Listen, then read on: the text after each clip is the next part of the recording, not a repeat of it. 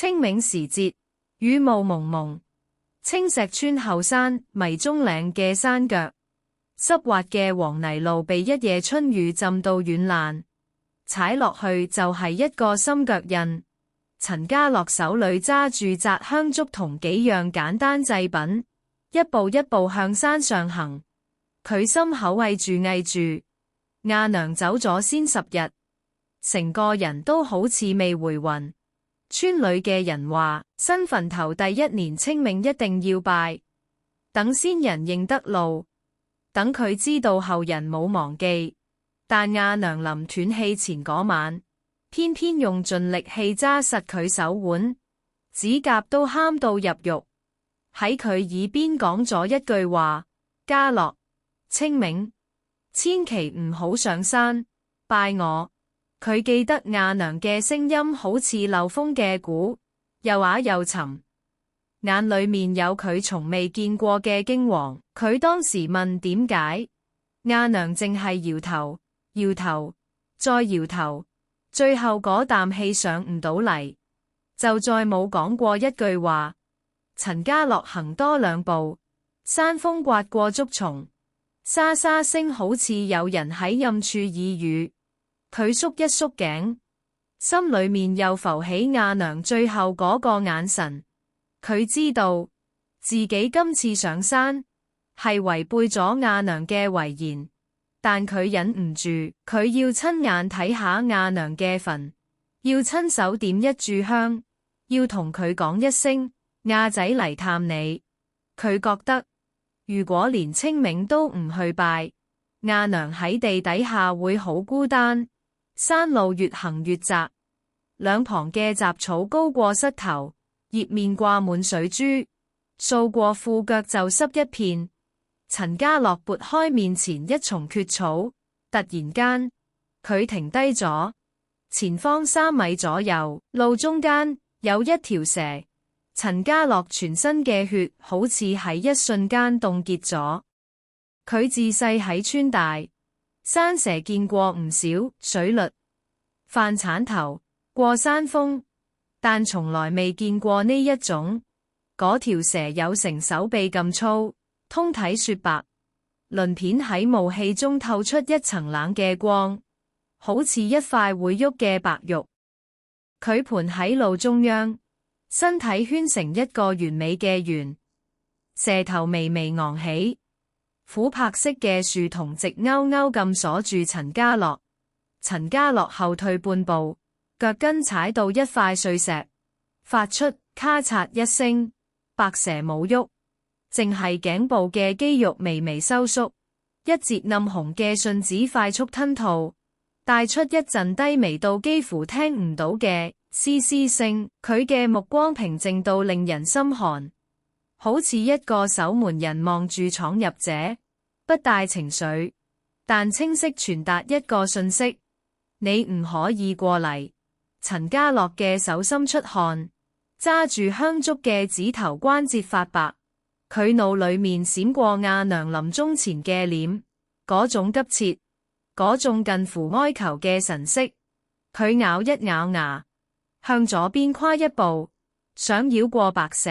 白蛇嘅身體隨即滑動一下，無聲無息咁再次攔喺佢面前。佢再向右試一次，白蛇嘅動作快過佢，尾巴一掃，幾片落葉被捲起，又輕飄飄咁落下。你，陳家樂嘅喉嚨乾到出唔到聲。佢突然諗起細個嗰陣，阿娘有一日好兇咁打佢，因為佢同隔籬屋嘅細路講想上山探險。嗰時佢得6、7歲，唔明阿娘點解發咁大脾氣，淨係記得阿娘打完佢之後，自己坐喺前喊咗好耐，背脊一直震。佢問阿娘喊咩，阿娘冇答，只係將佢攬到好實，好實。佢個鼻聞到阿娘身上嗰陣淡淡嘅藥草味，同埋一啲好似鐵鏽嘅腥味。嗰陣時佢唔為意，但呢一刻企喺白蛇面前，佢突然想起來，個心越跳越快。陳家洛記得，亞娘後尾有幾年，每隔一段日子就會獨自上山採藥，返嚟嗰陣褲腳總係沾住一層暗紅色嘅泥，人又好攰，好似行咗好遠好遠嘅路。佢問過亞娘山上有咩藥，亞娘話一種止血嘅草，只生喺石隙入面。但陳家洛從來冇見亞娘帶過任何草藥返屋企。白蛇微微低下頭，好似嘆咗一口氣。佢盤踞嘅位置不偏不倚，啱啱封住成條路嘅寬度。陳家洛望住佢額頭正中間嗰一道極淡嘅金線紋路，心裏面升起一個荒謬嘅念頭：呢條蛇係專登等佢嘅。霧越來越濃，山風停咗，四周陷入一種死寂，連雀仔叫都冇。陳家洛嘅呼吸聲變得又粗又重，佢望一望手裏面紮香燭，再望一望白蛇，眼眶突然一熱。佢嘅亞娘就葬喺呢條路嘅盡頭，佢行咗半個鐘先到呢度，佢咩都未做，一條蛇就攔住佢。佢把聲哽咗一下，我只係想見亞娘一面。白蛇冇反應。我唔會搞破壞，我淨係上炷香，講兩句說話，唔得咩？白蛇仍然冇喐，琥珀色嘅樹叢卻好似多咗一層嘢。陳家洛睇唔分明，只覺得嗰一瞬間，蛇嘅眼神好似同亞娘臨終前嘅眼神有幾分相似，同樣嘅執着，同樣嘅唔捨得。佢後退一步，再退一步，腳下嘅黃泥發出機一聲，佢低低咁講咗句亞娘對唔住，然後轉身一步一步咁沿住原路落山。佢嘅腳步好重，每行一步就覺得心口被人揸實一下。佢冇回頭，但佢知道嗰條白蛇一定仲喺原地望住佢。落到山腳，霧氣散咗少少，陳家洛企喺老榕樹下，手裏紮香燭嘅紅紙已經俾手汗浸到軟綿綿。佢抬起頭，望住迷蹤嶺嘅方向，山腰以上仍然白蒙蒙一片，好似一個永遠揭唔開嘅謎。路口嗰邊，陳伯企喺祠堂門口，手裏面揸住個銅煙斗。冇點火，就咁望住佢。佢個表情好複雜，眉頭擰成一個結，嘴唇抿到發白。陳伯見陳家洛望過嚟，即刻別轉面，用煙斗篤篤咁敲兩下門框，然後行返入祠堂。門呀一聲閂埋。陳家洛心入面一沉，陳伯一定知啲嘢。全村最老嘅人就係佢。亞娘生前同佢來往唔多，但每逢大時大節，亞娘總會叫佢拎一籃生果過去。佢一直以為係禮數，但呢一刻佢開始懷疑，嗰籃生果後面可能藏住佢唔知道嘅嘢。家洛，後生女嘅聲音從榕樹另一邊傳嚟。李婉君揸住兩支冰條跑過嚟，氣都未喘匀就問：你去咗邊？我等咗你好耐。佢見陳家洛面色蒼白，手上香燭又濕又皺，即刻收聲，眼仔碌碌咁打量佢。陳家洛搖搖頭，接過一支冰條，咬咗一啖，凍到牙骹都痹。上山。李婉君細聲問。陳家洛點一下頭，見到咩？陳家洛沉默咗好耐，榕樹鬚喺風中輕輕搖晃，幾滴雨水從樹葉滴落，打喺佢手背上面。佢抬起頭望住李婉君，張開嘴又合埋，最後淨係講咗一句：我亞娘。佢瞞住我嘅嘢，可能比我想象中多好多。李婉君冇再追問，佢只係將手裏面嗰支冰條遞近啲，同陳家樂嗰支碰一碰，好似碰杯咁。唔緊要，佢話慢慢搵。陳家樂望住佢頭上面嗰朵白色嘅素馨花，心裏面亂到一團糟。白蛇攔路，阿娘嘅遺言，陳伯嘅煙斗，仲有嗰個喺夢中不斷出現嘅阿娘指住後山嘅模糊身影，所有嘢都糾纏埋一齊，喺佢腦入面轉來轉去，轉到佢頭痛。佢咬多一啖冰條，再望多一眼迷蹤嶺，山腰嘅霧好似又濃咗幾分，白茫茫一片，乜都睇唔清。但佢隱約覺得霧入面有一雙琥珀色嘅眼睛，仍然喺度望住佢。嗰雙眼睛冇惡意，亦冇善意，淨係一種等待，好似等緊佢做一個決定。陳家樂返到圍籠屋，成間屋空蕩蕩，靜到連自己嘅呼吸聲都聽得見。佢企喺廳堂中央，目光掃過阿娘生前用過嘅每一樣嘢，灶頭上面嘅瓦煲，牆角嘅藥球，窗台邊嘅針線籃，樣樣都喺度，但擺放佢哋嘅人已經唔喺度。佢行入阿娘嘅房，房入面好細，得一張木板床，一個舊衣櫃，一張矮凳，床鋪搭得整整齊齊，被單洗到發白，邊角有幾處用銅色線密密縫過嘅補丁。陳家樂坐喺床緣，伸手摸一摸枕頭，上面仲殘留住阿娘身上嗰陣淡淡嘅藥草味。佢鼻頭一酸，用力吸一口氣，忍住眼淚。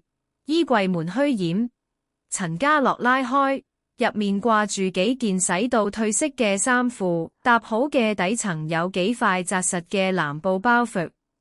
佢逐個包袱打開，入面唔係衫，而係一紮紮曬乾嘅草藥，幾本手抄嘅藥方簿，仲有一串用紅繩穿起嘅舊銅錢。佢將手伸到衣櫃最底，碰到一個硬物，撬開上面嘅舊報紙，一個巴掌大嘅木盒露咗出嚟。木盒係深褐色嘅，表面雕住一啲彎彎曲曲嘅花紋，似藤又似蛇。盒蓋邊緣有一道幼細嘅罅。陳家樂試圖揭開，但盒蓋緊緊鎖實，紋絲不動。佢將木盒反轉，見到盒底有一個銅製嘅小鎖孔，形狀好特別，唔係普通鎖匙窿，而係一個圓圈中間加一點，好似一隻眼睛。陳家樂拎起木盒，聽到入面有輕微嘅聲響，好似有紙張或者布碎喺入面。佢試過用鐵線撩鎖孔，唔得；用髮夾都唔得，個鎖好似有生命咁，乜嘢都塞唔入。阿娘，你到底收埋咗啲乜？陳家樂望住木盒，低聲問。當然，冇人答佢。佢將木盒放返入衣櫃，用報紙冚好，然後行出廳堂。佢需要揾人問清楚。成條青石村能夠俾到答案嘅，可能得一個人。祠堂喺村口榕樹隔籬，一間灰磚黑瓦嘅舊屋，門楣上掛住一塊陳氏宗祠嘅木匾，漆面剝落咗大半，露出底下發黑嘅木紋。陳家樂行到祠堂門口，門冇閂，入面傳出一陣煙草味。佢推門入去，見到陳伯坐喺一張太師椅上，手裏面揸住嗰個銅煙斗，正低住頭裝煙絲。伯公，陳家樂叫一聲。陳伯抬起頭，皺紋好深嘅臉上閃過一瞬間嘅不自然，但好快又恢復返平時嗰種古板嚴肅嘅樣。佢冇應聲，淨係將煙斗嘴含入嘴，擦着火柴，點着煙絲，啵一聲噴出一口白煙。陳家樂企喺佢面前，等佢開聲。祠堂入面靜咗好耐，淨係得煙斗入面煙絲燃燒嘅吱吱聲。陳伯終於開咗口：你尋日上山？佢把聲好沉，唔係問，係陳述。係。陳家樂照答：見到嘢，見到一條白色嘅蛇。陳伯手裏面嘅煙斗頓咗一頓，佢將煙斗從嘴邊拎開，用指頭篤篤咁敲兩下台面，將煙灰敲落一個舊鐵盒入面。呢個動作陳家樂見慣咗，但呢一刻佢留咗神。陳伯每次喺要講緊要嘢之前，都會敲煙斗。你阿娘有冇同你講過，後山唔可以亂去？陳伯問。有。佢有冇講點解？冇。陳伯又吸一啖煙，吐出來嘅煙霧喺昏暗中繞，將佢張臉遮到模模糊糊。你阿娘係個苦命人，佢後生嗰陣，你阿公阿婆走得早，得佢一個女仔，自己湊大自己，後來嫁咗人，你老豆又早死，佢拖住你一個人捱。陳伯嘅語氣好平淡，好似講緊隔離屋嘅事。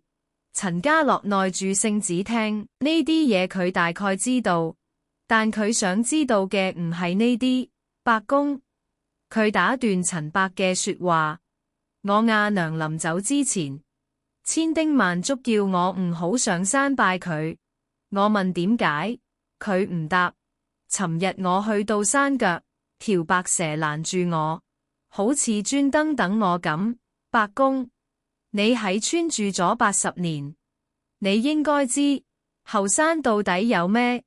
陳伯停咗手，煙斗舉喺半空，佢望住陳家樂，眼神裏面有一種好複雜嘅嘢，似係猶豫，又似係驚。祠堂外面忽然響起腳步聲，一個後生女嘅聲音傳入嚟：陳伯，家樂係咪喺你度？李婉君探頭入嚟，見到陳家樂，笑一笑，然後對陳伯好有禮咁叫一聲伯公。佢行到陳家樂身邊，從衫袋拎出一條手巾，遞過去。你跌咗呢個？陳家樂接過一睇，係阿娘留低嗰條舊手巾，各位繡住一朵淺色嘅花。佢尋日睇完之後，隨手塞入褲袋，可能喺路榕樹嗰陣跌咗。你嚟得啱。陳家樂對李婉君點一點頭，再望返陳伯。伯公，如果你唔方便講，我唯有自己去查。陳伯將煙斗放低，嘆一口氣，佢企起身，行到祠堂嘅神台前面，望住上面一排排嘅祖先牌位，最前面嗰幾個牌位嘅字已經模糊到睇唔清，香爐入面嘅香灰積到滿晒。佢伸手撥一撥其中一個牌位前面嘅灰塵，手指停喺嗰度。你阿娘係守護者。陳伯把聲好細，細到幾乎俾祠堂嘅陰暗吞噬。陳家樂心口一跳，守護者？守護乜嘢？陳伯轉身望住佢，眼神突然變得好凌厲。守護後山下面嘅嘢。佢用煙斗指一指迷蹤嶺嘅方向。你阿娘每一段時間就要上山，做佢應該做嘅事。佢唔話你知，係為你好。你而家知道呢啲就夠，其他嘅唔好再問，更加唔好再上山。陳家樂仲想追問，陳伯已經擰轉面，背對住佢哋，手裏面嘅煙斗又開始篤篤咁敲。呢個動作今次聽落似送客。伯公，陳家樂上前一步，返去啦。陳伯冇回頭，記住，你阿娘用條命換嚟嘅平安，你唔好嘥咗佢。陳家樂企喺原地，拳頭揸到實一實，佢望住陳伯乾瘦嘅背影，知道再問都問唔出嘢。佢同李婉君對望一眼，兩個人一齊行出祠堂，門喺佢哋身後緩緩閂埋。祠堂入面又靜返落嚟，靜到好似一個密封嘅棺材。行到榕樹下，李婉君拉住陳家樂嘅衫袖，你唔好理陳伯講咩，我幫你。你點幫？李婉君神秘咁笑一笑，從衫袋拎出一張摺到四四方方嘅舊黃紙，打開，上面畫滿密密麻麻嘅符號同蠅頭小字。佢話：我尋晚返去問我阿婆，佢聽完你講嗰條白蛇之後，就寫咗呢張嘢俾我。佢話白仙唔會無端端出現，佢出現得就一定係同人有契約。你阿娘同佢之間一定有啲嘢。陳家樂接過黃紙，上面嘅字好多，但最頂一行寫住6個字：守靈、鎮殺、續命。佢望住呢6個字，個心越跳越快。續命，續邊個嘅命？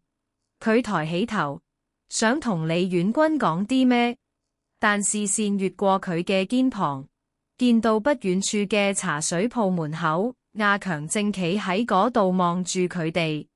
阿強嘴角翹起一個好古怪嘅笑容，左臉嗰條舊疤痕喺日光下特別顯眼，好似一條蜈蚣爬喺佢面上。阿強見陳家樂望過嚟，即刻別轉面，低頭抹台，但佢抹嘅動作好慢，好刻意，好似專登等人注意佢。李婉君順住陳家樂嘅目光望過去，皺一皺眉，呢條友成日喺度踎，唔知又想打咩主意。陳家樂冇出聲，佢將黃紙摺好，放入衫袋，再摸一摸頸上面嗰枚青色骨肉，肉面冰涼，但貼住皮膚嗰一面隱約有一絲暖意。佢望住迷蹤嶺嘅方向，今朝嗰層白霧已經散咗大半，露出山上鬱鬱蔥蔥嘅樹林。但佢知道霧散咗，唔代表入面嘅嘢消失咗。返到屋企，陳家樂再次打開衣櫃，將木盒攞出嚟。佢將木盒放喺台面，對住窗外面嘅光，仔細睇上面嘅花紋，嗰啲彎彎曲曲嘅線條，睇耐咗，好似真係會喐。佢將骨肉除落嚟，試探性咁將肉最貼近鎖孔，鎖孔入面突然傳出一陣極微弱嘅震動，好似有嘢喺入面感應到肉嘅氣息，但震動只係維持咗1-2秒就消失，鎖孔仍然緊緊鎖住。陳家樂將肉重新掛返上頸，手揸住木盒，指腹摩挲過嗰啲雕紋。佢隱約覺得呢個盒入面嘅嘢就係解開所有謎題嘅鎖匙，但條鎖匙似乎唔係實物，而係一啲佢仲未明嘅嘢。嗰晚，陳家樂瞓喺床上，半夢半醒之間，又見到阿娘。阿娘企喺一片白茫茫嘅霧裏面，指住後山嘅方向，嘴唇一張一合，冇聲。但今次佢隱約睇到阿娘嘅口型，好似喺講一個字，一個走字。陳家樂猛地扎醒，滿頭大汗。窗外面月光照入嚟，照喺台面個木盒上面。佢嘅目光落喺木盒鎖孔嗰個眼睛形狀嘅窿上面，突然之間，一個念頭閃過佢腦海，嗰個鎖孔嘅形狀好似同陳伯煙斗嘴上面嘅銅箍一模一樣。佢成個彈起身，望住窗外祠堂嘅方向，心跳得幾乎要衝出喉嚨。陳家樂成晚冇瞓好，月光從窗罅照入嚟，照住台面個木盒，佢望住所孔嗰個眼睛形狀嘅窿，腦入面不斷重複陳伯烤煙斗嗰個畫面。佢幾乎可以肯定陳伯嘅煙斗嘴同呢個所孔有關係，但陳伯擺明唔會借煙斗俾佢，更加唔會主動幫佢開盒。第二日係中元節，成條村都籠罩喺一股凝重嘅氣氛入面。祠堂朝早就傳出燒紙錢嘅煙味，村民們逐家逐戶拎住香燭祭品去祠堂上香。陳家樂跟住人潮行入祠堂，見到大廳嘅八仙台上擺滿三生果品，香爐插滿點燃嘅線香、白煙，熏到成個祠堂朦朦朧朧。陳伯企喺神台前面，手裏面捧住一束新香，逐支點燃，再逐支插入香爐。佢嘅動作好慢，好慎重。每插一支就會低頭合眼默念一兩句。祠堂入面好靜，靜到連香灰跌落嘅聲都聽得見。陳家樂企喺角落，目光一直跟住陳伯嘅手。佢望住陳伯將香一支一支插入爐中，心入面數住數一支、兩支、三支。祠堂嘅香爐有7個插口，代表陳氏7房先祖。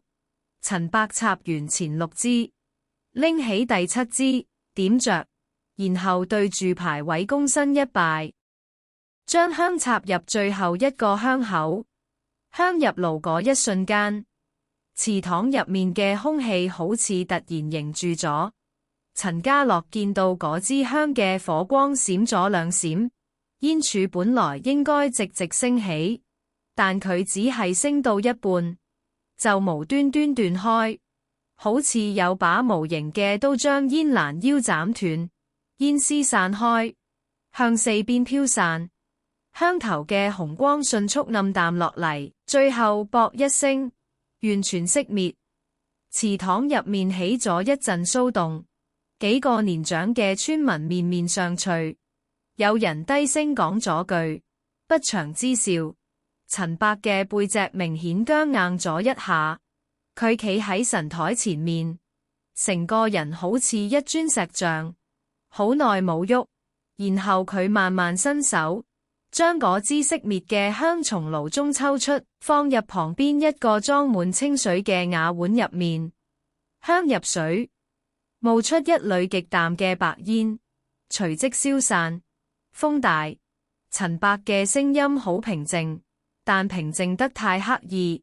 閂門，有後生仔起身將祠堂嘅木門掩埋一半，祠堂入面嘅光線即刻暗咗幾分。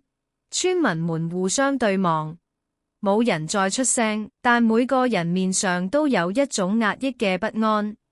陳家樂企喺原地，手心滲出冷汗。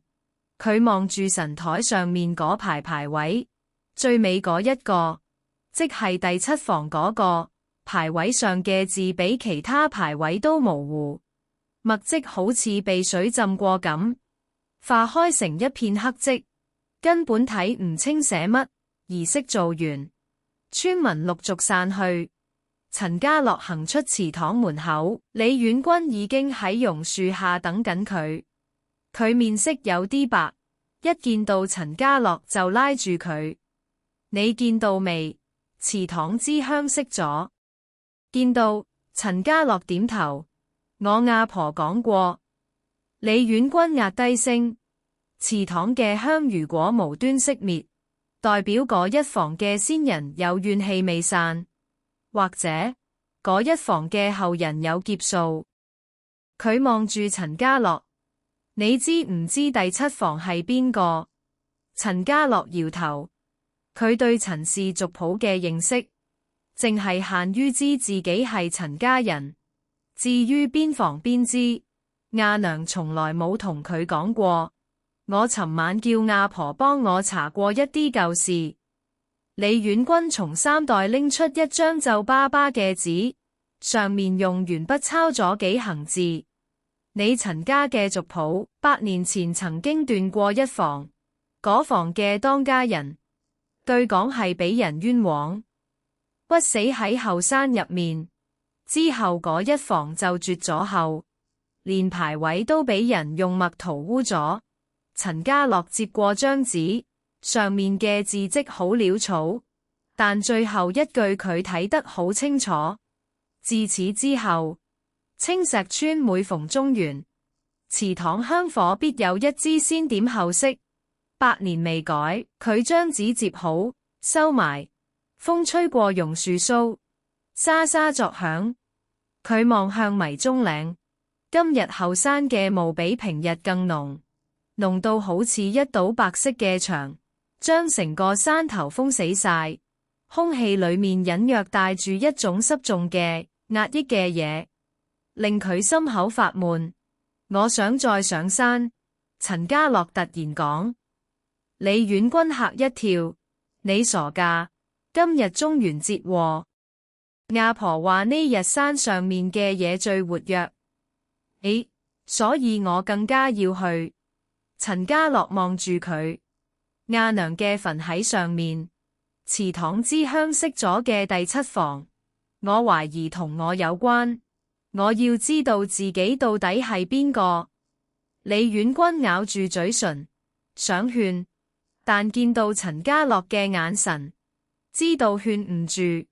佢嘆一口氣，好，我陪你去，但你要應承我，如果條白蛇再出現，你唔好亂嚟。兩個人趁村人忙住拜祭嘅時候，從榕樹側邊一條隱蔽嘅小徑繞過村口，向迷蹤嶺行去。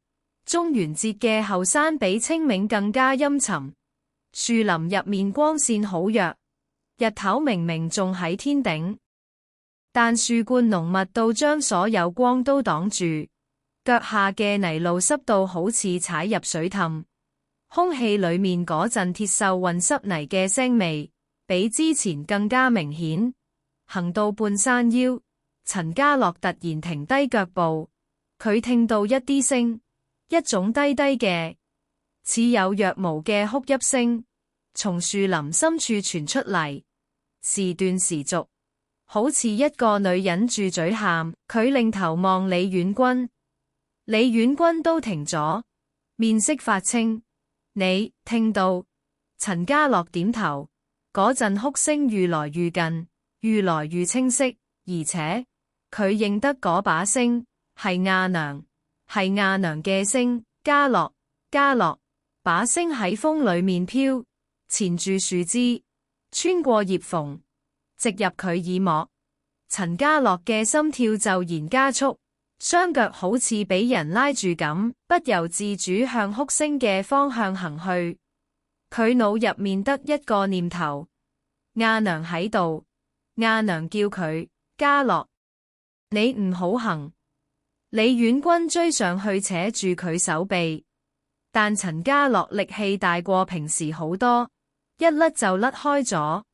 佢繼續向前行，眼神有啲散，呼吸愈來愈急，空氣中嘅腥味愈來愈濃，濃到好似有人將一塊生鏽嘅鐵放喺佢鼻尖。就喺呢個時候，佢頸上面嗰枚骨肉突然一燙，燙到好似被火燒咁。陳家樂一聲縮一縮頸，神志猛然一清，佢停低腳步，望住前面，自己已經行到一條斷崖邊緣，崖下係幾米深嘅亂石堆，如果佢頭先再行多2步，就會直跌落去。李婉君追到上嚟，見到個懸崖，嚇到面都青晒。佢即刻從袋中摸出幾朵素馨花，搣碎一朵塞到陳家樂鼻前，花香衝入鼻腔，將嗰陣鐵鏽腥味驅散大半。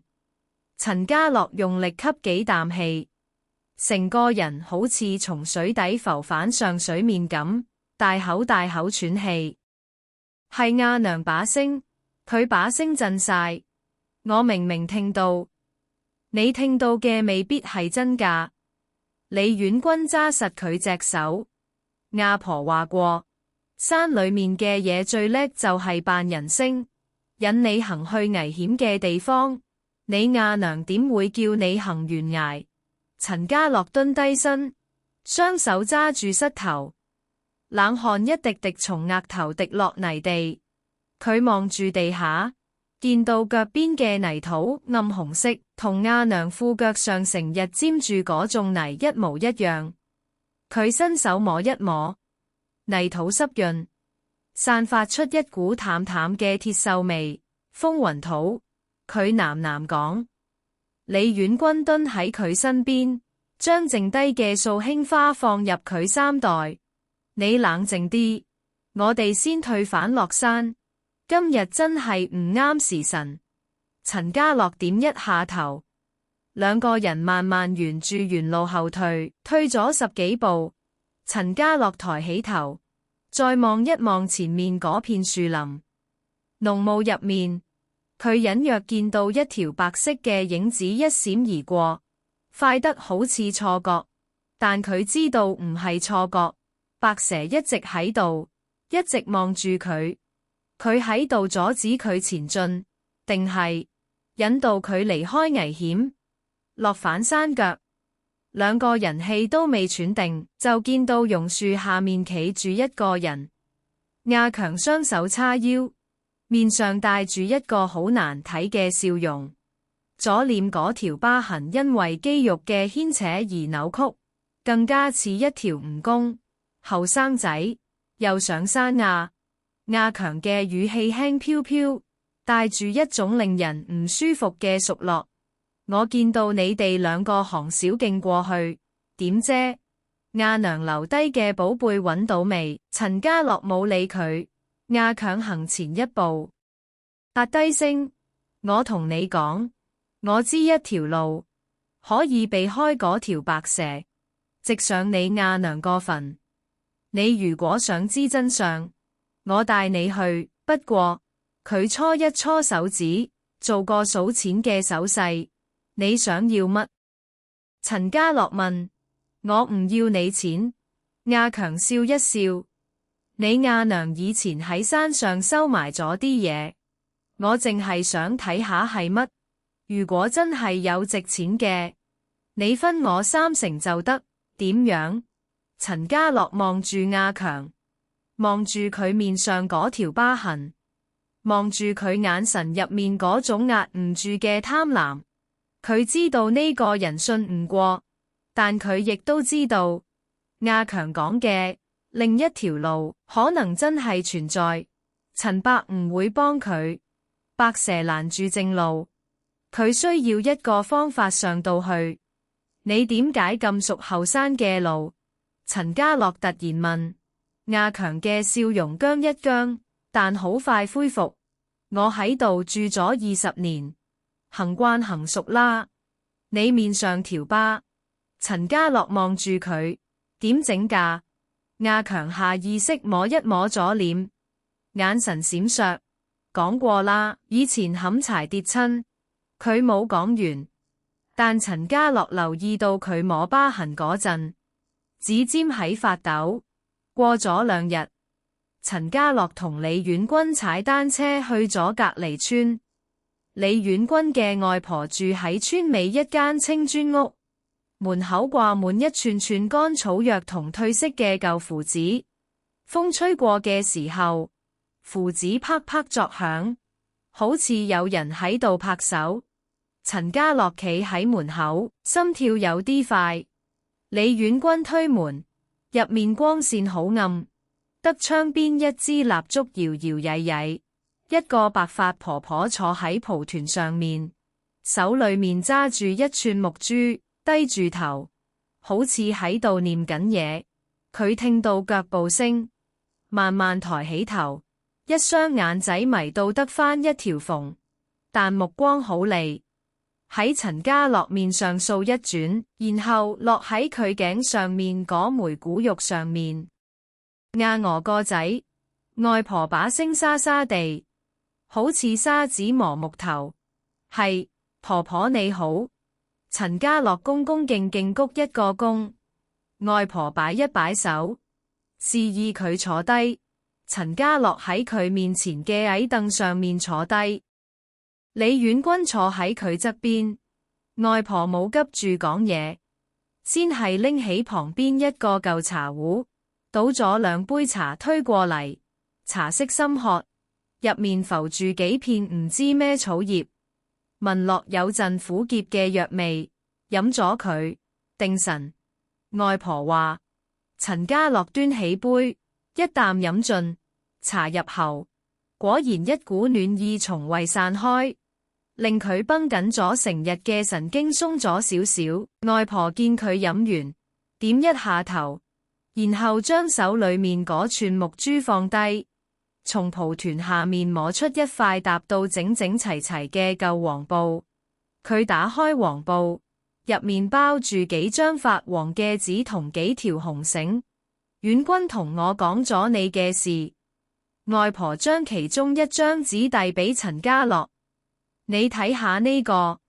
陳家樂接過一睇，紙上面畫咗一個圓形嘅圖案，圓心有一點，周圍繞住彎彎曲曲嘅線條。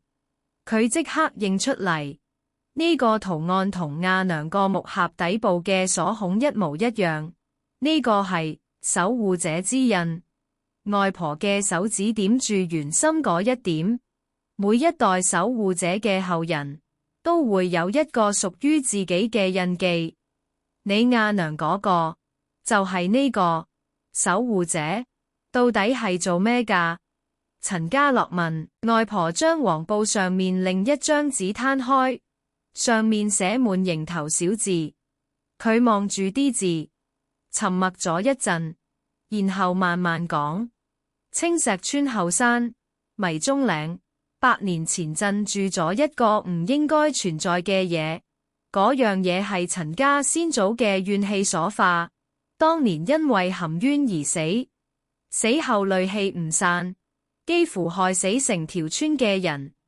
後來有高人設陣，將佢鎮喺嶺上，同時揀選咗陳家一脈嘅女丁，代代相傳做守護者，負責睇住個陣，唔好俾佢鬆脫。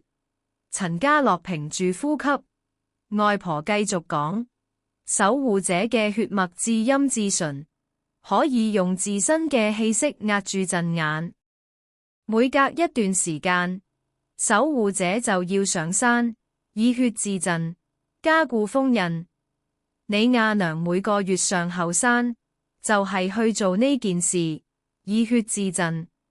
李婉君忍唔住出聲，外婆點一下頭，望住陳家樂：你阿娘條命就係咁樣一年一年挨乾嘅，佢嘅陽壽有一大半供咗俾嗰個陣。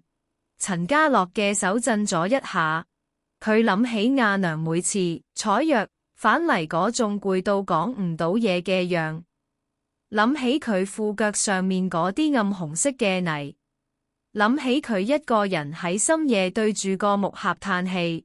原來嗰啲唔係採藥，係去放血，係去送命。但係陳家樂嘅喉嚨好乾，如果我阿娘係守護者，佢點解要認我做仔？佢點解唔可以俾我拜佢？外婆望住佢，眼神變得更加深沉。佢將黃布上面最後一張紙拎起，遞到陳家樂面前。嗰張紙好舊，邊角都爛晒，上面畫住一個複雜嘅符陣，符陣中央寫住一個字：替。守護者嘅陣，最忌血脈共鳴。外婆嘅聲音壓到好低。如果你係佢親生嘅，你嘅血就同個陣有聯繫。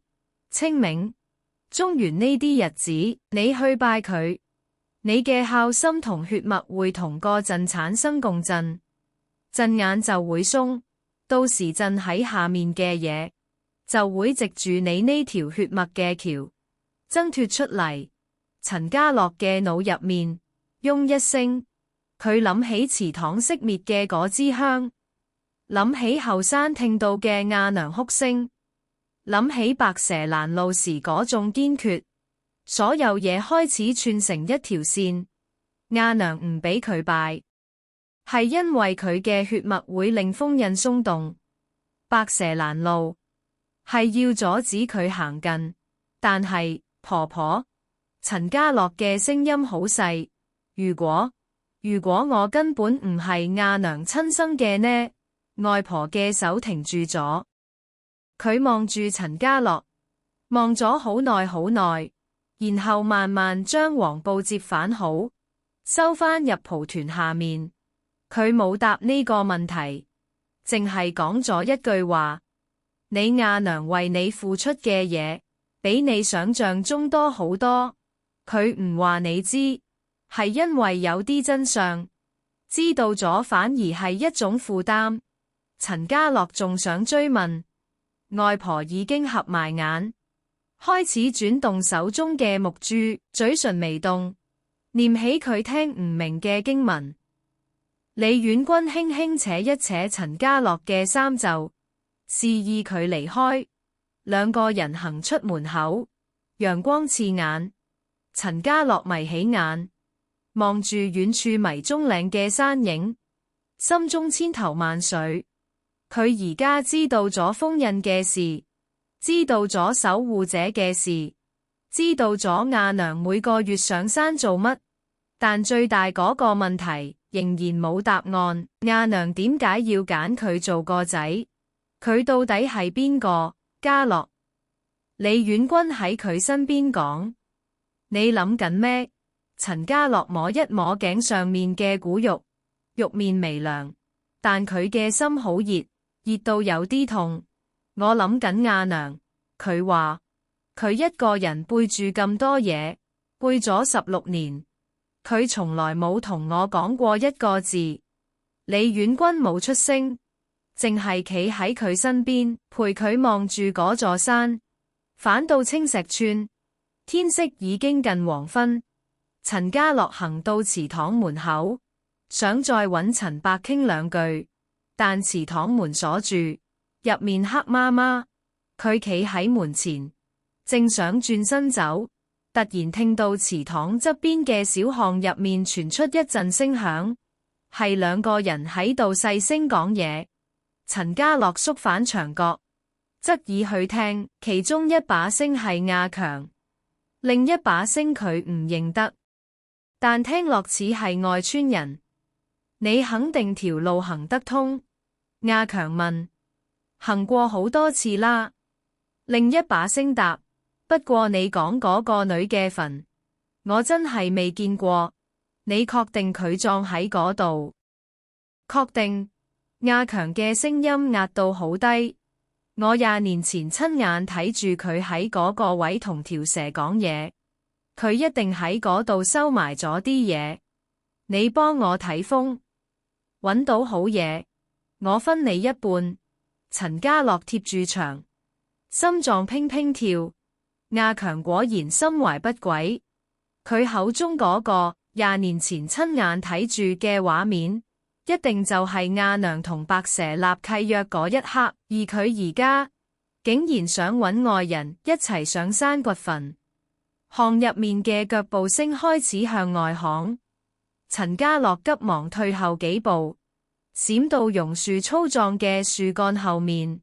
佢睇住亞強同一個陌生男人從小巷行出嚟，兩個人鬼鬼祟祟咁交談幾句，然後分頭散開。陳家樂揸實拳頭，佢知道佢唔可以再等。如果亞強先佢一步上山，亞娘嘅墳可能會俾人破壞，封印會出大事。佢一定要喺亞強之前上到迷蹤嶺，去到亞娘嘅墳前，但正路有白蛇攔住，細路佢唔熟，佢需要一個人帶路，而全條村唯一肯幫佢又唔會害佢嘅人。陳家樂望住李婉君屋企嘅方向，然後再望一望祠堂緊鎖嘅門，佢隱約覺得陳伯個煙斗嘴可能就係開木匣嘅鎖匙。而木匣入面嘅嘢，好可能就係加固封印嘅方法。佢企喺榕樹下面，黃昏嘅風吹過，將遠處迷蹤嶺嘅霧氣吹落小小山腳。霧氣入面，佢又見到嗰條白色嘅影，若隱若現，似係喺度等佢。今次佢覺得白蛇嘅動作同之前有啲唔同，佢嘅身體微微向山嘅方向傾斜，好似喺度講：嚟啦，係時候啦。陳家樂深深吸一口氣，將頸上面嘅骨肉揸實。佢心中有一個決定逐漸成形，佢要打開個木盒，要揾到真相，要喺阿強搞破壞之前上到山。佢要親手完成阿娘守護咗16年嘅嘢，但呢一刻，佢需要一條鎖匙，或者佢需要一個肯將鎖匙借俾佢嘅人。天未光，陳家樂就醒咗。佢根本冇瞓過，成晚坐喺床邊，望住台面個木盒，等天光。李遠軍約好咗5點喺榕樹下等，佢換好衫，推開老宅嘅木門。清晨嘅涼風撲面，帶住露水同泥土嘅氣味。佢行到榕樹下，李遠軍已經喺度，腳邊放住一個布袋。入面鼓鼓脹脹，唔知裝咗啲乜。你帶咗咩？陳家樂問。乾糧、水、電筒、繩，仲有幾包我阿婆整嘅驅邪香包。李遠軍逐樣數，然後拎起其中一個紅色嘅小布袋掛喺陳家樂頸上。呢個你帶好，入面裝咗沙同艾草，防身㗎。陳家樂接過。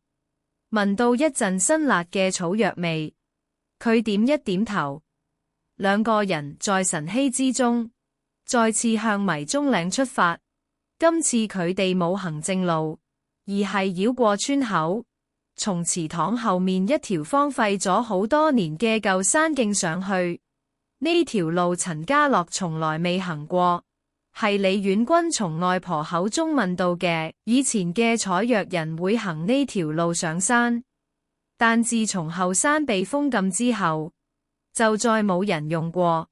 山路比想象中更加難行，雜草高到腰，荊棘纏住腳踝，石面上鋪滿青苔，踩上去滑到幾乎企唔穩。佢哋行咗大半個鐘。身上嘅衫已經俾露水同汗浸到濕透，但陳家樂冇停。佢一心諗住阿娘個墳，諗住阿強隨時可能帶人上山，腳步越行越快。行到一個轉彎位，陳家樂突然停低。佢聞到一股味，係嗰陣鐵鏽混濕泥嘅腥味，但比之前任何一次都濃。佢擰頭望李遠軍，李遠軍都聞到，面色一變，即刻將手伸入布袋，摸出一包驅邪香包揸實。前方嘅樹林突然暗咗落嚟，明明係朝早，但樹冠之間嘅光線好似被咩嘢吸走晒，只剩下一種灰蒙蒙嘅暗。風停咗，鳥叫聲冇晒。四周靜到得返佢哋兩個人嘅心跳聲同呼吸聲。陳家樂嘅腳步不由自主咁放慢，佢耳邊開始聽到一啲細碎嘅聲響，似係好多個人同時喺度耳語，但聽唔清講乜。聲響愈來愈近，愈來愈密，好似有千百條蟲喺佢耳膜入面爬。家樂。李遠軍嘅聲音從後面傳嚟，但聽落好遠，遠到好似隔住一道牆。陳家樂想轉頭，但佢嘅頸好硬，硬到轉唔到。佢嘅目光被前面一片迷霧吸住，霧入面開始浮現一啲影，一個人形，瘦削嘅，着住阿娘成日着嗰件藍布衫。嗰個人影向佢招手。一下兩下，動作好慢，好溫柔。阿娘，陳家樂嘅嘴唇動咗一下，佢向前踏一步，頸上面嘅骨肉突然一陣灼熱，熱到好似俾人用火鉗夾住。陳家樂痛到嗌出聲，本能伸手去揸住塊肉。就喺呢一瞬間，一個清冽嘅香氣衝入佢鼻腔。李婉君將一束搣碎嘅素馨花塞到佢鼻前，用力到花汁都揸咗出嚟。花香好似一把刀，將纏住佢神志嘅迷霧劈開。陳家樂猛眨幾下眼，眼前嘅人影同迷霧瞬間消散，面前只係一條鋪滿落葉嘅舊山路。佢彎低身，雙手撐住膝頭，大口大口喘氣，額頭嘅汗滴落地面，一滴兩滴。佢望住地下，見到自己嘅腳離前面一個深坑只差半步，嗰個坑被落葉覆蓋，表面睇同普通地面冇分別，但入面黑麻麻，深到見唔到底。你啱啱差啲行咗落去。李婉君嘅聲音喺震，佢扶住陳家樂嘅手臂，將佢拉返後幾步。陳家樂企穩，抹一抹額頭嘅汗，佢望住前面嗰個深坑，心裏面一陣後怕。佢終於親身體會到外婆講嘅山裏面嘅嘢最叻扮人聲係乜嘢意思。嗰個影扮得咁似阿娘，連行路嘅姿勢都一模一樣。如果唔係塊骨肉同李婉君嘅素馨花，佢而家已經跌落坑底。行慢啲。李婉君將一紮新嘅素馨花綁喺陳家樂手腕上面。我阿婆話呢啲花可以擋住一陣，但擋唔到好耐。我哋要快。兩個人繼續行，今次陳家樂行得更加小心，每一步都用腳尖探清楚先踩落去。山路越行越窄，兩旁嘅樹木愈來愈密，到最後幾乎要撥開樹枝先過渡。行到一個地方，路邊嘅石壁上出現咗一啲黑痕。陳家樂停低，用手擦開石面上嘅青苔。見到下面刻住一個圓形圖案，中心一點，周圍繞住彎曲線條，係守護者嘅印記，同木盒底部同外婆張紙上面一模一樣。呢度係邊界？陳家樂喃喃講，佢知道，佢已經進入咗封印嘅範圍。再行多10幾分鐘，樹林開始變得稀疏，光線漸漸光反。佢哋穿過最後一叢竹林，眼前豁然開朗，一個細細嘅山坳，四面被岩石包圍，中間有一塊平整嘅泥地，泥地正中央有一座新墳，墳頭嘅泥土仲係新嘅，上面放住幾塊石頭壓住紙錢，紙錢已經被雨水打濕，黏成一團。陳家樂企喺山坳入口，雙腳好似被釘住咁。佢望住嗰座墳，望住墳前嗰塊簡單嘅木牌，上面用紅漆寫住陳門陳氏亞娥之墓，字跡係陳伯嘅。佢認得，佢終於嚟到亞娘嘅墳前。佢一步一步行過去，腳踩喺泥地上，發出沉悶嘅聲響。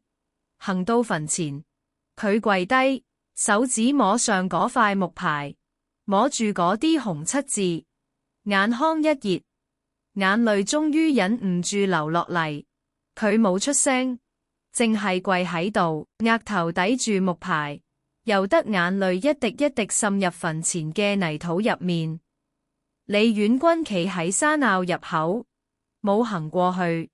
佢知道呢個時候應該俾陳家樂一個人。陳家樂跪咗好耐，久到膝頭都痹晒。佢終於抬起頭，從袋入面拎出準備好嘅香燭，用火柴點着，插入墳前嘅泥中。香火升起，今次冇熄，直直咁升上半空，散入山坳嘅風裏面。亞娘，陳家樂把聲沙晒，對唔住，我嚟遲咗。佢望住嗰炷香，望住香火嘅微光，心裏面突然湧出一股強烈嘅決心。佢要解開所有謎團，要完成阿娘守護咗16年嘅事。佢從袋入面拎出嗰塊從外婆度攞嚟嘅黃布，攤開，上面畫住完整嘅鎮靈符陣。佢開始對照符陣，檢查墳頭周圍嘅地面。墳頭左側3尺左右，泥面有一道極細嘅裂痕，大概一隻手掌咁長，細到唔留心根本睇唔到。陳家樂撥開上面嘅浮土，見到裂痕入面滲出一絲暗紅色嘅液體，帶住嗰陣熟悉嘅鐵鏽腥味。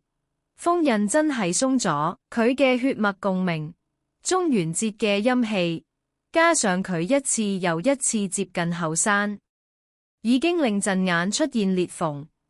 佢需要加固封印，佢需要木盒入面嘅嘢。就喺佢準備起身嘅時候，山坳外面突然傳嚟一陣腳步聲同人聲。陳家樂同李婉君同時一驚，兩個人對望一眼，腳步聲愈來愈近，而且唔止一個人。陳家樂將黃布塞入衫袋，去到墳側一塊大石後面。李婉君跟着閃過去，兩個人縮低身，從石罅望出去。山坳入口出現兩個人，行先嘅係阿強，手裏面揸住一把鋤頭，面上帶住緊張又興奮嘅神色。跟喺後面嘅係尋日同佢喺小巷講嘢嗰個陌生男人，手裏面拎住一把鐵鏟。阿強行入山坳，一眼就望見墳前仲未燒完嘅香燭，面色一變，有人嚟過。陌生男人四圍望，邊個？阿強嘅目光掃過山坳，掃過大石。陳家樂縮一縮身。阿強睇唔到佢，但佢嘅視線落喺墳頭側邊嗰條裂痕上面，眼睛一亮。呢度，佢行過去，蹲低身，用手指撩一撩裂痕入面嗰啲暗紅色嘅泥，放喺鼻前聞一聞，然後笑咗出嚟。就係呢度。阿強企起身，舉起鋤頭。阿娥，你收埋咗16年嘅嘢，今日終於要見光啦！佢掄起鋤頭，對住裂痕就鋤落去。陳家樂心口一炸，從大石後面衝出嚟，大喝一聲：住手！陳家樂從大石後面衝出嚟嗰一下，連佢自己都冇諗過會咁快。佢只係見到阿強舉起鋤頭，對住阿娘墳側嗰條裂痕準備鋤落去。成個人就好似俾人推咗一把咁，飛撲出去。住手！阿強被呢聲大喝嚇到鋤頭都揸唔穩，哼一聲，鋤頭跌落地，擦過石面，濺出幾點火星。佢擰轉頭，見到陳家樂滿臉通紅企喺3米之外，先係一愕，隨即迷起眼。嘴角扯出一個難睇嘅笑容。原來係你。阿強彎腰拾起鋤頭，掂一掂，我都估到你會嚟。頭先啲香燭係你燒㗎，你想做乜？陳家樂擋喺墳前，雙臂張開。呢度係我阿娘嘅墳。你阿娘？阿強笑出聲，笑聲喺山坳入面回蕩，刺耳到令人頭皮發麻。後生仔，你真係以為佢係你阿娘？佢用鋤頭指一指嗰座墳，你知唔知佢埋咗啲乜喺下面？佢呃足你16年，你仲幫佢睇門口。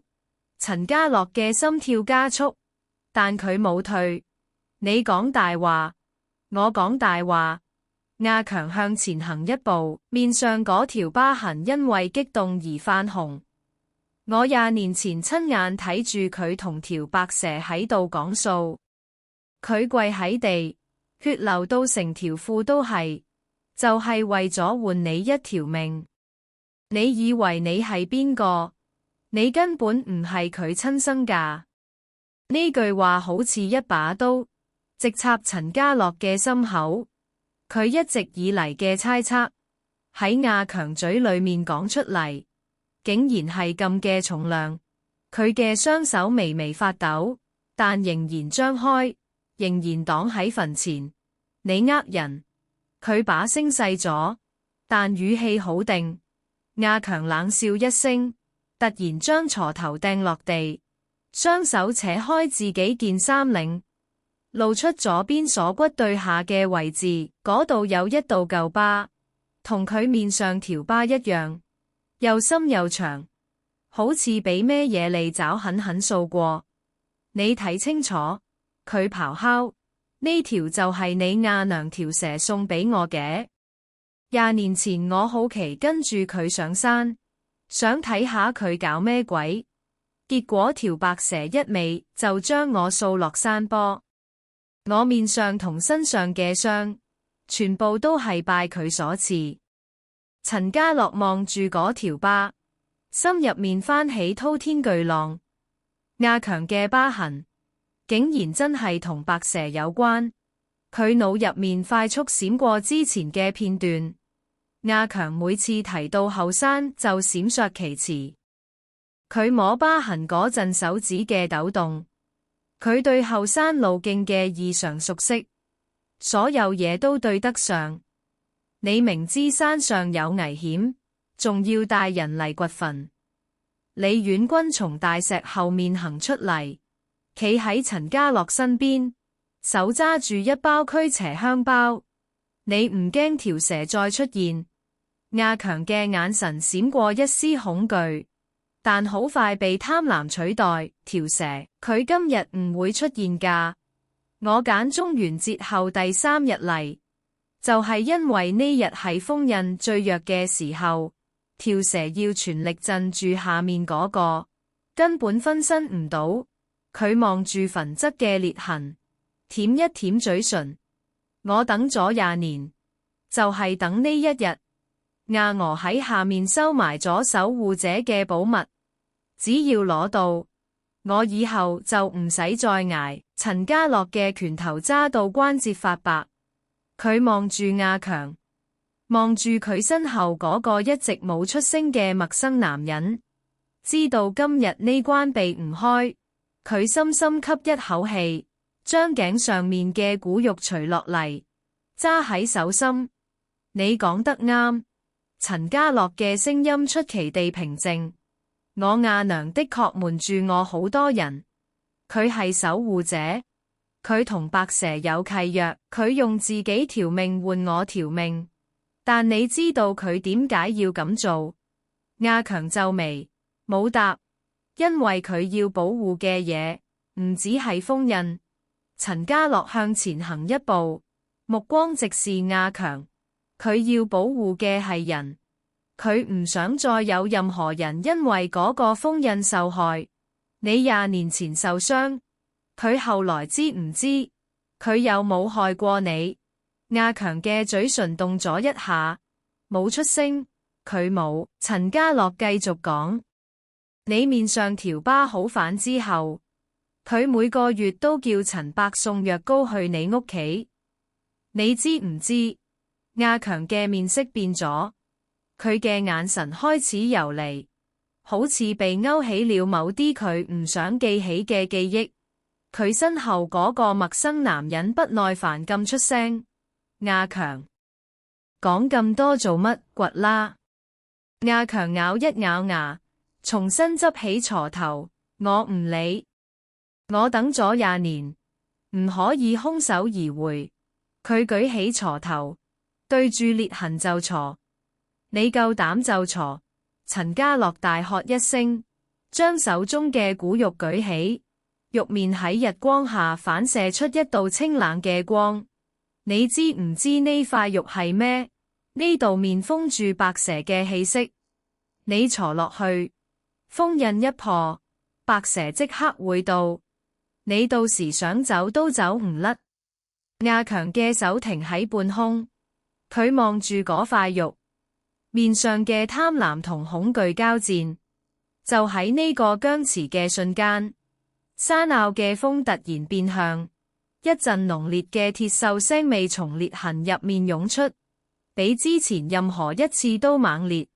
地面開始微微震動，裂痕以肉眼可見嘅速度擴張，暗紅色嘅液體好似血咁從裂縫中滲出，沿住泥面流開。你做咗乜？亞強嘅聲音開始顫。我乜都冇做。陳家樂都感覺到腳下嘅震動，佢低頭望住裂痕，見到裂縫深處有啲咩嘢喺喐，一種黑沉沉嘅，好似煙又好似液體嘅嘢，正從裂縫中向上湧。空氣中嘅溫度就降，凍到佢嘅呼吸都變成白霧。嗰個陌生男人最先頂唔順，大叫一聲，掉低鐵鏟就向外跑。亞強想追，但雙腳好似被釘住咁，動彈不得。佢望住裂痕入面湧出嘅黑色煙霧，面上嘅血色瞬間褪盡，成個人軟晒，鋤頭啪一聲跌落泥地。佢出嚟啦！亞強嘅聲音細到好似蚊嗡，佢嘅瞳孔放大，望住裂縫，好似見到咗佢最驚嘅嘢。陳家樂感覺到一股巨大嘅壓迫力從地下湧上嚟，壓得佢幾乎跪低。佢手上嘅骨肉劇烈震動，肉面由青變紅，熱到幾乎揸唔住。佢聽到無數嘅聲音喺耳邊同時響起，喊聲、笑聲、叫聲，仲有一個低沉到好似地底傳嚟嘅男人聲音，一片一片重複兩個字：血脈。就喺呢個時候，沙拗入口嘅竹林猛地向兩邊分開，一條白色嘅身影無聲無息咁滑入嚟。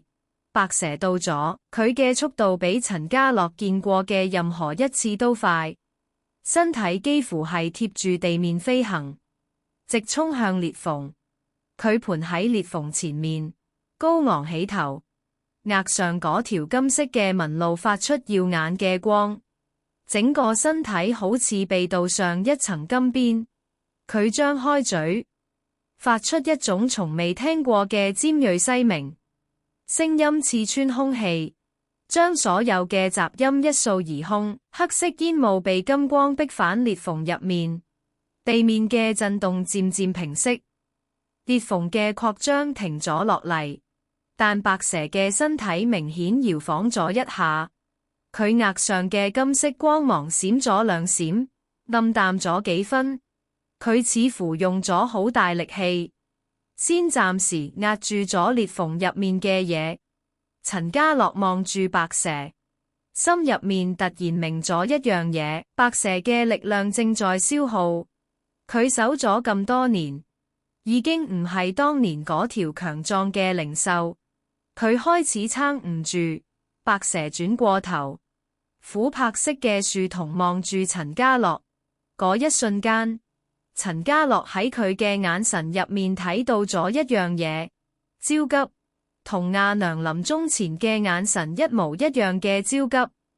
佢突然明白，佢要行嘅下一步就係打開個木盒，而打開木盒需要陳伯嘅煙斗。你睇住佢。陳家樂將骨肉遞俾李遠君。如果我1個鐘之內未返，你就將塊肉放喺裂縫上面。佢唔等李遠君回應，轉身就向山坳外面跑。佢要喺最短嘅時間內落山，返祠堂揾陳伯。佢跑過竹林，跑過舊山徑，樹枝刮到佢塊面都唔理。佢嘅心跳快到自己都數唔清，腦入面得一個念頭：陳伯、煙斗、鎖匙、盒。佢要快，好快。落山嘅路比上山快咗1倍。佢跌跌撞撞衝入村口，直奔祠堂。祠堂門虛掩，佢一推就開，見到陳伯坐喺太師椅上面，手裏面揸住嗰個銅煙斗，好似等緊佢咁。陳伯抬起頭，望住陳家樂滿身泥濘，氣喘吁吁嘅樣，面上冇驚訝，只有一種深重嘅疲憊。佢將煙斗放低，喺台面篤篤敲兩下，然後打開台第一個冧格，從入面拎出一把生鏽嘅舊鎖匙。佢將鎖匙放喺台面，推過去，攞去啦。陳伯把聲啞到幾乎聽唔清。我知你會嚟。陳家樂衝上前，揸起嗰條鎖匙，手震到幾乎跌落地。鎖匙嘅形狀同木盒鎖孔一模一樣。佢擰頭就跑，身後傳來陳伯最後一句話，細細聲，好似自言自語：你阿娘，佢唔係你親生阿娘，佢係喺後山執你返嚟㗎。家樂，陳家樂嘅腳步頓咗一下，但佢冇回頭，佢繼續跑返老宅，衝入阿娘嘅房，攞起台面個木盒，將鎖匙插入鎖孔，鎖芯咔嚓一聲轉動咗，鎖芯轉動嗰一下，發出嘅聲響清脆到好似一滴水跌落石面。陳家樂嘅手指因為用力而發白，佢轉動鎖匙，聽到盒入面一連串細細嘅咔咔聲，好似有好多機關同時鬆開。佢深吸一口氣，揭開盒蓋，入面鋪住一層發黃嘅絨布，布上面放住三樣嘢，最上面係一封摺得四正嘅信，信紙邊角已經泛黃，但字跡依然清晰，係阿娘嘅字。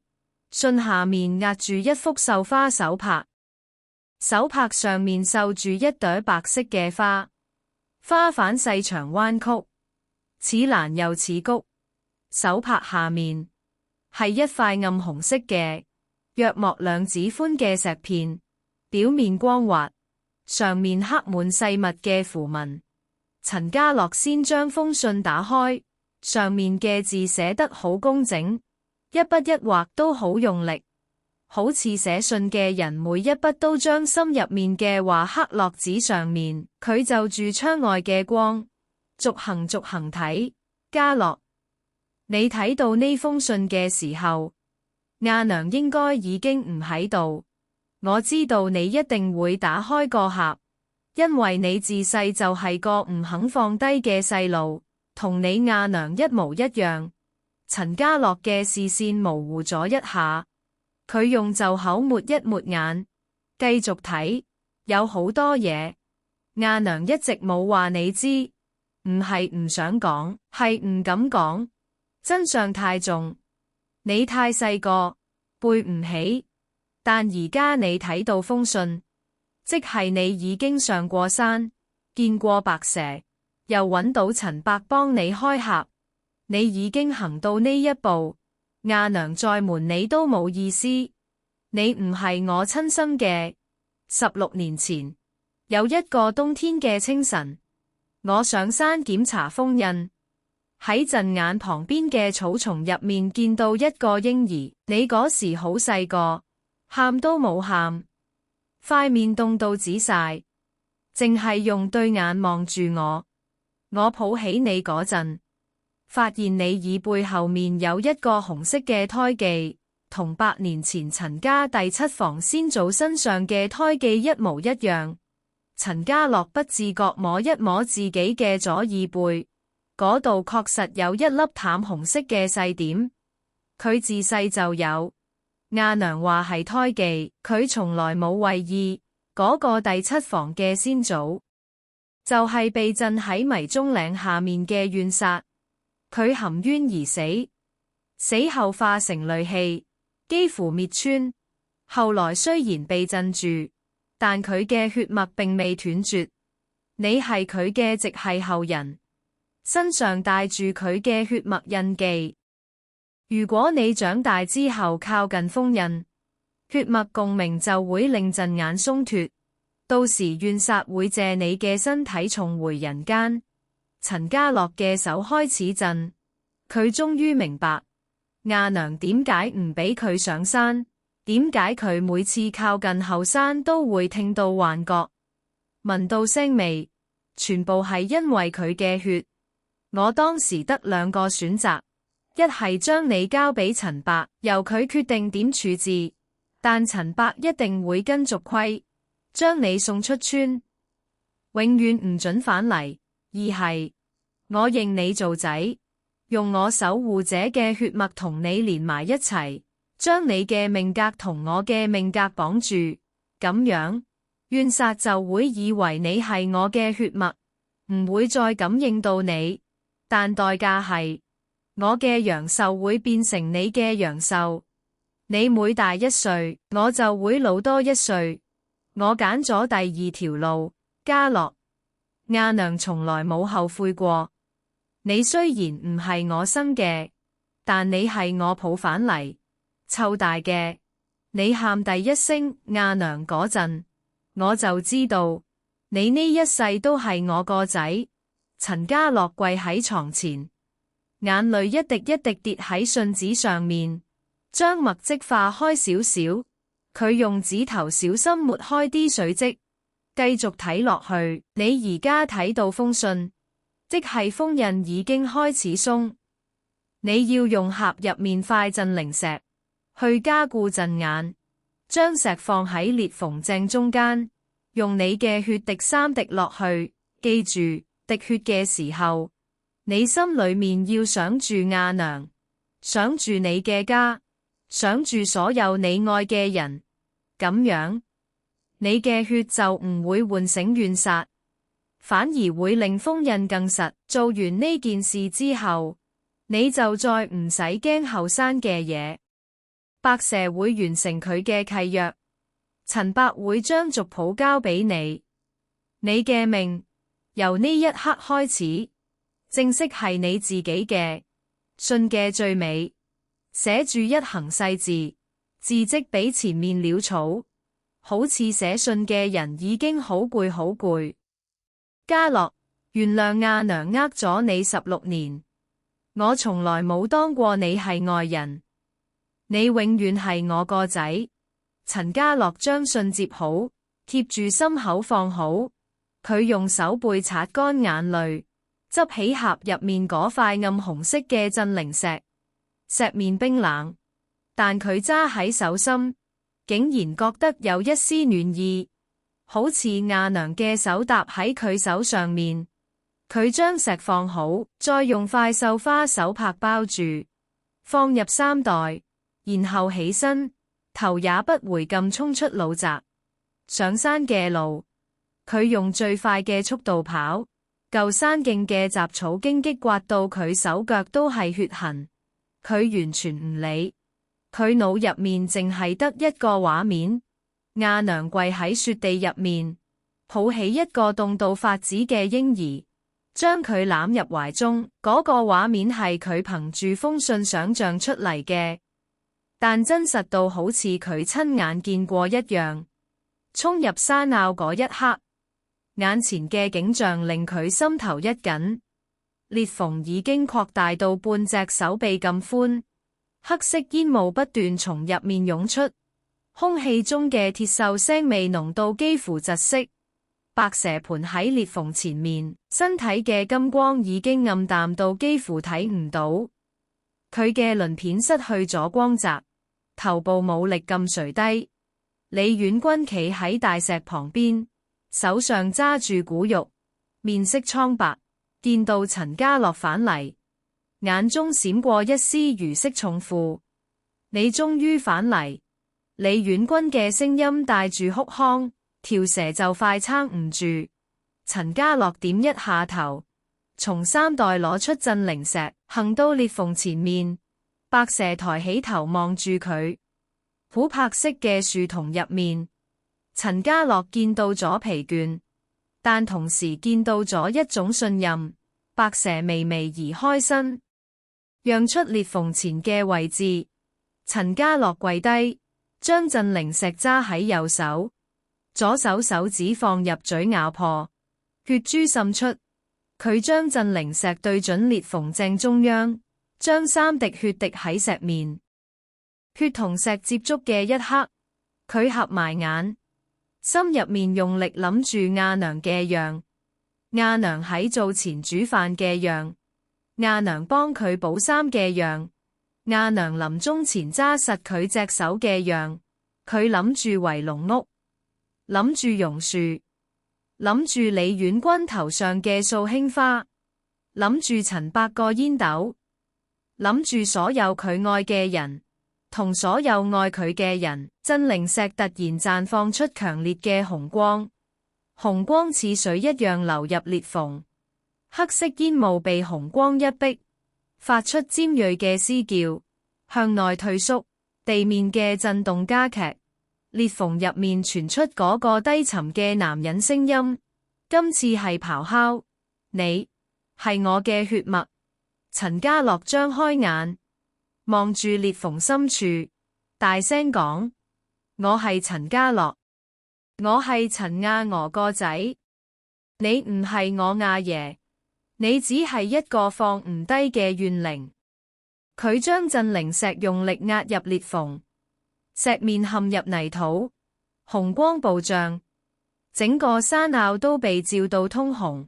裂縫以肉眼可見嘅速度收窄愈合，黑色煙霧被逼回地底，咆哮聲愈來愈遠，愈來愈弱，最後歸於沉寂。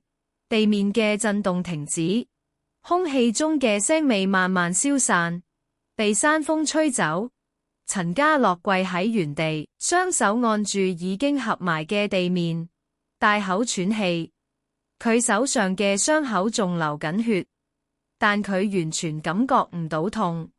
佢聽到身後傳來一聲極輕極輕嘅嘆息，佢擰轉頭，見到白蛇正在緩緩後退。佢額上嘅金色紋路完全暗淡落嚟，身體嘅白光變得柔和而虛弱。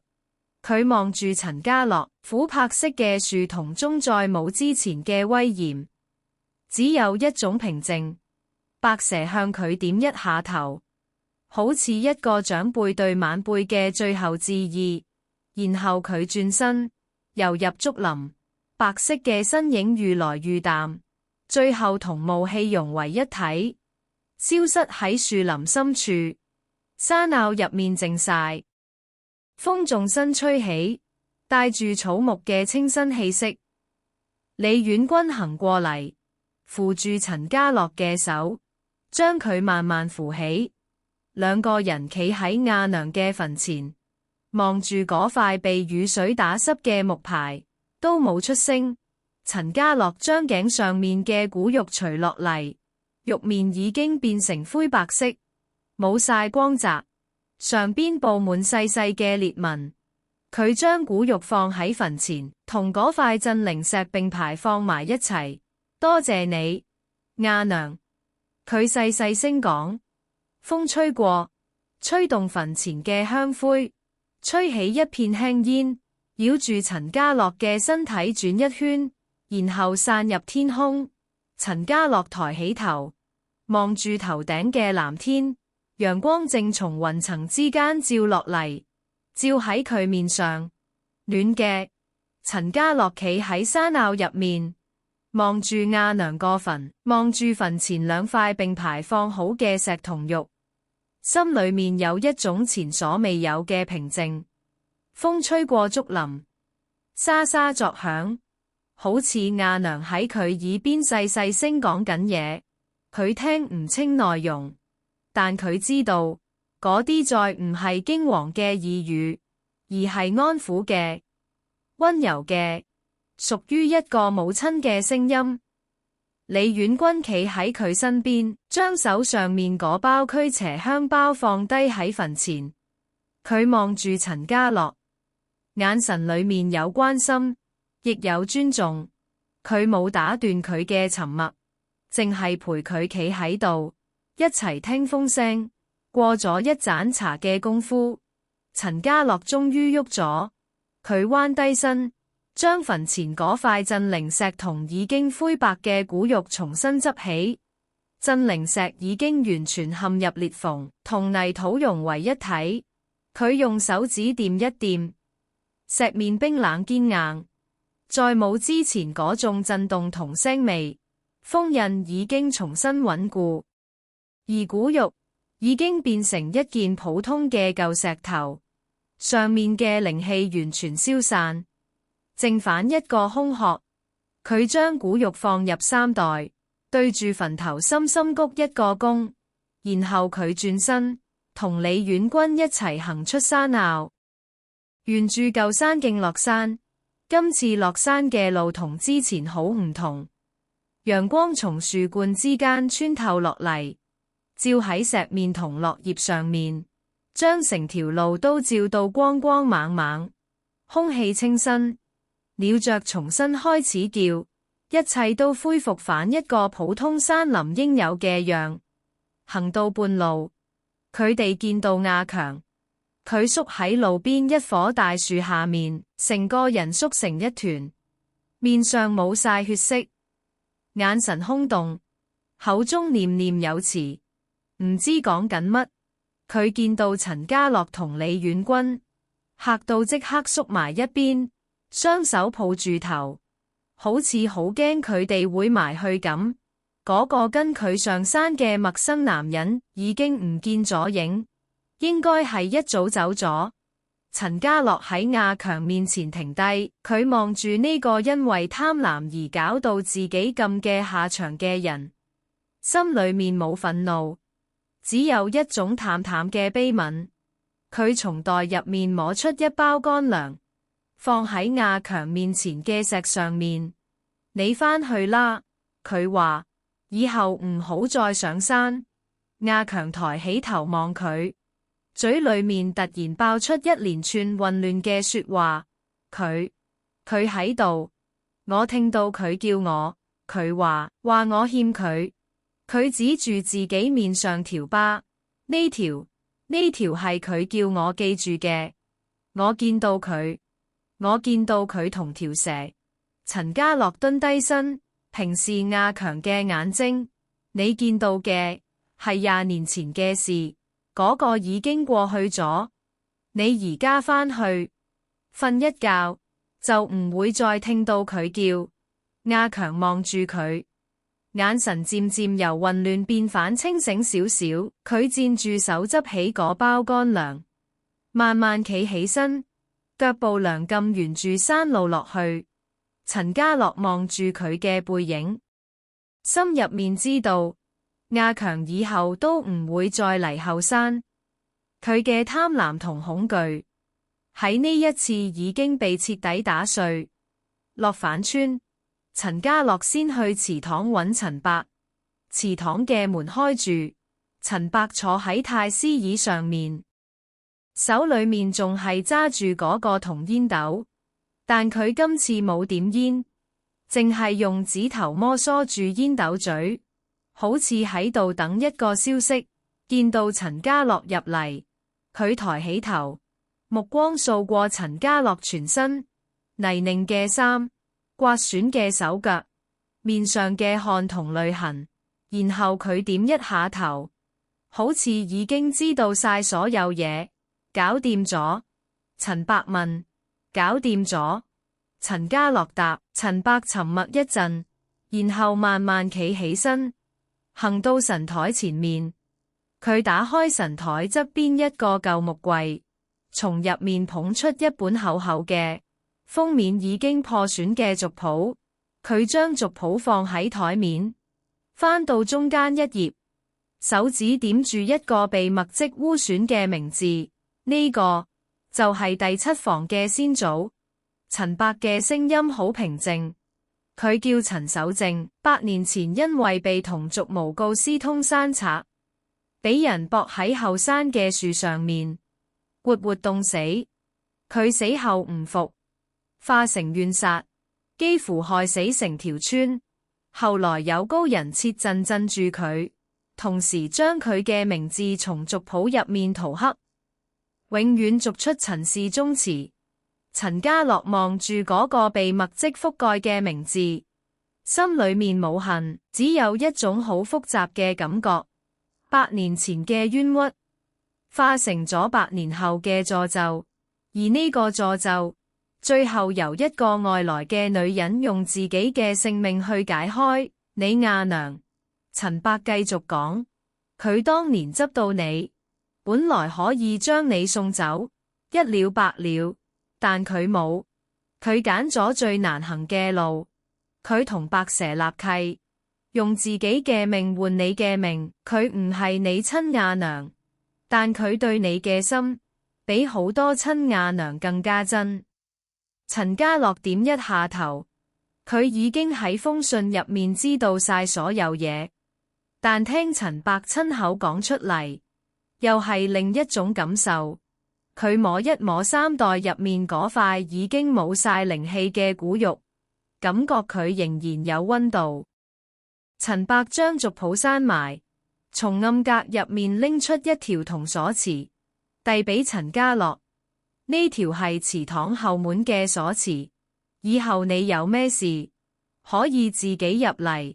你阿娘將守護嘅責任交咗俾你，但你要記住，你唔使好似佢咁一個人孭晒，你仲有我，仲有村裏面嘅人。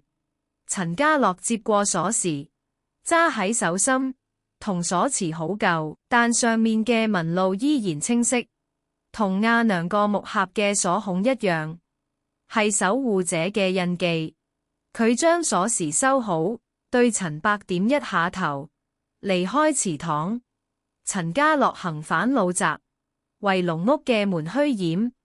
佢推門入去，廳堂入面嘅一切同之前一模一樣，灶頭、藥臼、針線籃，但佢望落去嘅感覺完全唔同咗。之前佢覺得呢度空蕩蕩，而家佢覺得呢度每一樣嘢都留低咗阿娘嘅氣息。佢行入阿娘嘅房，坐喺床沿，將封信重新攞出嚟，由頭到尾再睇一次。睇完，佢將信摺好，放返入木盒。佢將嗰塊已經灰白嘅古玉都放埋入去，閂埋盒蓋。鎖匙佢留住，放喺衫袋。佢企起身，行出廳堂，推開老宅嘅大門。陽光曬入嚟，暖洋洋嘅，照喺佢面上。門口，李婉君企喺榕樹下面，頭上面依然戴住一朵新鮮嘅素馨花。佢見到陳家樂出嚟，笑一笑，揚一揚手上嘅兩支冰條。陳家樂行過去，接過一支，咬一啖，凍嘅，甜嘅，同第一次佢咬冰條嗰陣完全唔同。嗰次佢心入面亂到一團糟，而家佢覺得個心好定。你之後有咩打算？李婉君問。陳家樂望住遠處迷蹤嶺嘅山影，後山嘅霧已經散晒，露出清晰嘅山脊線同翠綠嘅樹林。佢望住嗰座山，再望一望祠堂嘅屋頂，再望一望自己企住嘅呢片土地。我會繼續喺度住，佢話，阿娘留低嘅嘢，我會睇住，呢度係我屋企。李婉君笑一笑，用冰條碰一碰佢嗰支，禁我以後成日過嚟揾你。陳家樂都笑咗，佢咬多一啖冰條，抬起頭望天。今日嘅天好藍，藍到好似洗過一樣，有幾隻雀仔飛過，叫聲清脆。嗰日之後，青石村嘅後山再冇發生過怪事，祠堂嘅香火從此正常。每支香都燒到盡，煙柱直直升起，再冇一支會無端熄滅。陳伯將族譜第7房嗰個被塗黑嘅名字重新用沙描咗一次，雖然佢仍然冇入祠堂嘅正位，但至少佢唔再係一個無名嘅怨靈。陳家樂每個月都會上山一次，去阿娘嘅墳前清理雜草。換上新鮮嘅花。佢唔再帶香燭祭品，因為亞娘唔鍾意。